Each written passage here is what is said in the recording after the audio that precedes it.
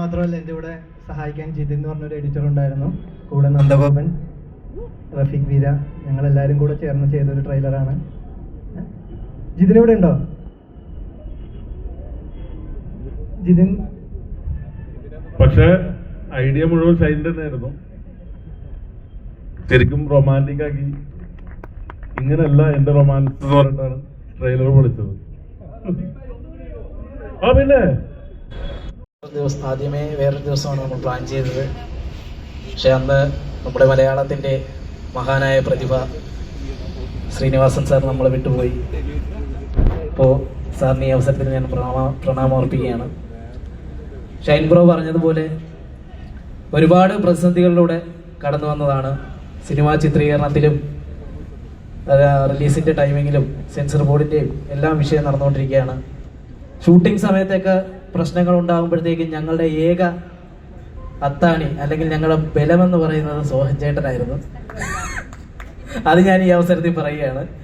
പിന്നെ ഞാനിതിൽ ഷെയ്ൻ ബ്രോയുടെ സുഹൃത്തായിട്ടാണ് അഭിനയിച്ചിരിക്കുന്നത്. എല്ലാവർക്കും ഇഷ്ടപ്പെടുന്നൊരു സിനിമയാണ്. ഒരുപാട് എന്താ പറയുക, സൗഹൃദവും പ്രണയവും ഒരുപോലെ കൊണ്ടുപോകുന്നൊരു സിനിമയാണ്. നിങ്ങൾക്ക് എല്ലാവർക്കും ഇഷ്ടപ്പെടും. നിങ്ങൾ 25-ാം തീയതി ഈ ഹാലിനെ നിങ്ങളുടെ ഹാർട്ടിനോട് ചേർത്ത് പിടിക്കണമെന്ന് അഭ്യർത്ഥിക്കുകയാണ്. അപ്പോൾ എല്ലാവർക്കും നന്ദി, നമസ്കാരം. അതുപോലെ തന്നെ നിയാസിക്കയുടെ ഒരു കാര്യം പറയാണ്.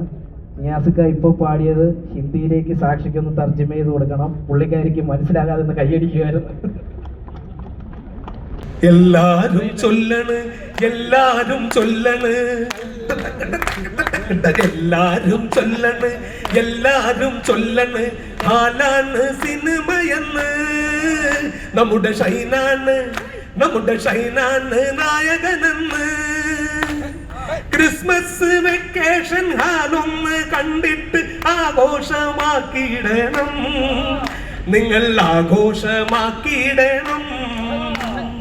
നാട്ടാരും ചൊല്ലണ്, കൂട്ടാരും ചെല്ലണ്, ഹാലാണ് സിനിമയെന്ന്.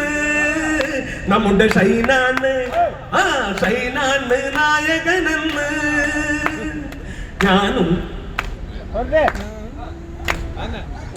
ഞാനുണ്ട്, ഷൈനുണ്ട്, മലയാള സിനിമയിലെ ഒട്ടുമിക്ക താരങ്ങളുണ്ട്. നിങ്ങളുടെ ഇഷ്ടപ്പെട്ട താരങ്ങളുണ്ട്. എന്തിന് നോക്കണ്, എന്തിന് കാക്കണ്, ടിക്കറ്റ് കൺഫേം ചെയ്യ്. നിങ്ങളുടെ ടിക്കറ്റ് കൺഫേം ചെയ്യ്.